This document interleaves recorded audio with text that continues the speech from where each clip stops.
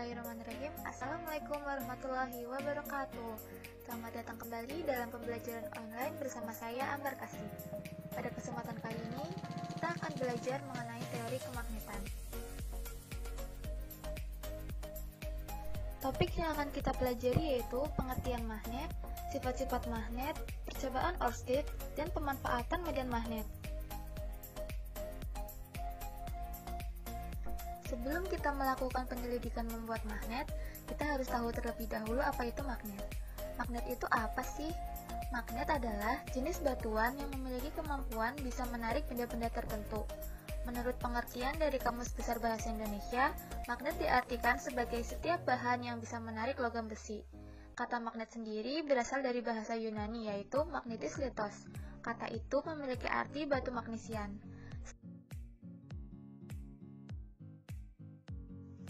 Setiap magnet mempunyai sifat kemagnetan. Apa sih sifat kemagnetan? Sifat kemagnetan adalah kemampuan benda dalam menarik benda-benda lain di sekitarnya.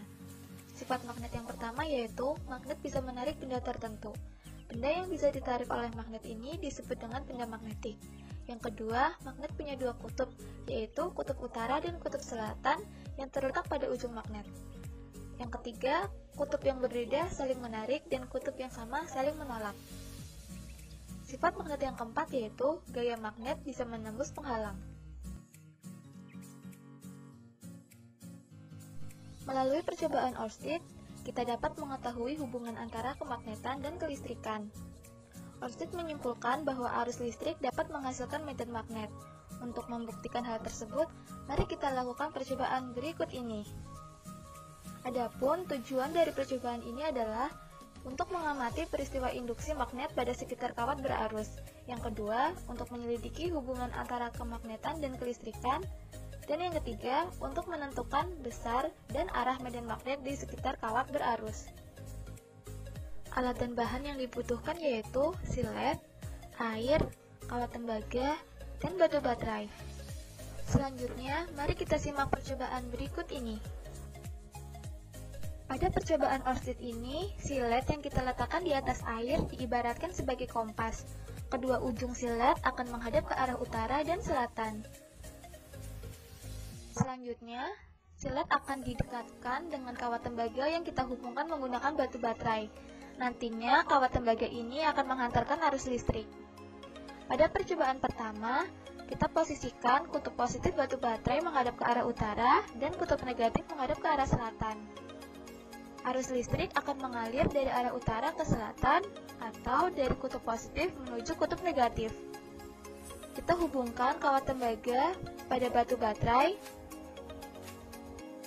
lalu kita dekatkan menuju silet.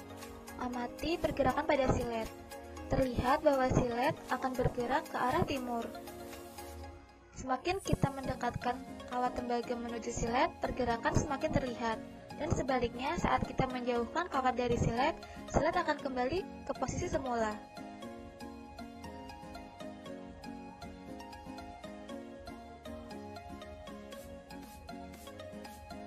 Kemudian, untuk percobaan kedua, kita ubah posisi batu baterai, yaitu kutub positif menghadap ke arah selatan dan kutub negatif menghadap ke arah utara. Nantinya, arus listrik akan mengalir dari selatan ke utara atau dari kutub positif menuju kutub negatif. Lakukan langkah yang sama, yaitu menghubungkan kawat tembaga pada batu baterai.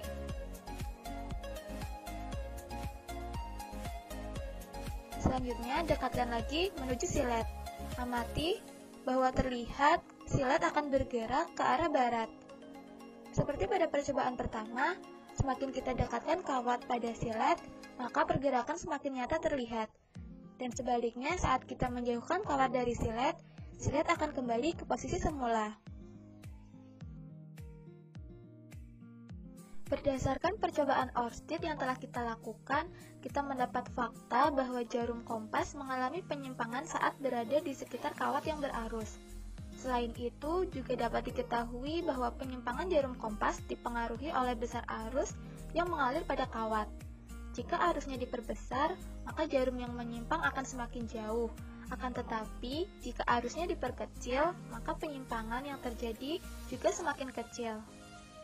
Jarak antara kawat yang berarus dengan kompas juga mempengaruhi penyimpangan pada kompas. Jika kompas didekatkan dengan kawat berarus, penyimpangan yang terjadi akan semakin jauh, dan sebaliknya. Samping hal tersebut, arah arus yang mengalir pada kawat juga berpengaruh pada sudut penyimpangan kompas. Jika arus mengalir dari selatan ke utara, maka kompas akan menyimpang ke barat. Sedangkan, jika arusnya dari utara ke selatan, kompas akan menyimpang ke arah timur. Dapat kita simpulkan bahwa terdapat hubungan antara kemagnetan dan kelistrikan yang ditandai dengan menyimpangnya jarum kompas. Penyimpangan jarum kompas dipengaruhi oleh besar dan arah arus listrik, serta jarak antara kawat berarus dengan kompas. Contoh pemanfaatan medan magnet dalam kehidupan sehari-hari antara lain pada pengeras suara atau speaker, mikrofon, pintu kulkas, kompas, dan masih banyak lainnya. Tapi apakah kalian tahu bahwa medan magnet dimanfaatkan oleh beberapa makhluk hidup, terutama hewan? Apa saja ya? Beberapa contohnya yang pertama yaitu migrasi burung. Saat bermigrasi, burung menggunakan partikel magnetik yang ada pada tubuhnya. Partikel magnetik digunakan burung untuk menciptakan peta atau navigasi dengan memanfaatkan medan magnet bumi. Migrasi ini dicontohkan pada burung merpati pos. Yang kedua yaitu migrasi lobster duri. Lobster duri mampu membuktikan dan merasakan medan magnet bumi untuk memandu saat bermigrasi. Sebagai contoh, dengan mendeteksi medan magnet akan memandu lobster duri dari pantai Florida menuju lautan lepas yang lebih hangat dan tenang. Dan contoh yang ketiga yaitu magnet dalam tubuh bakteri. Magnetotaktik bakteria merupakan kelompok bakteri yang mampu melakukan navigasi dan bermigrasi dengan memanfaatkan medan magnet. Beberapa jenis bakteri ini memiliki flagela yang berfungsi sebagai pendorong saat ia bergerak. Wah, sangat besar ya manfaat medan magnet, dan masih banyak contoh yang lain. Sekian pembelajaran kita kali ini, semoga bermanfaat. Tetap jaga kesehatan dan selalu ingat pesan Ibu 3M, mencuci tangan, memakai masker, dan menghindari kerumunan. Sampai jumpa di pertemuan berikutnya. Wassalamualaikum warahmatullahi wabarakatuh.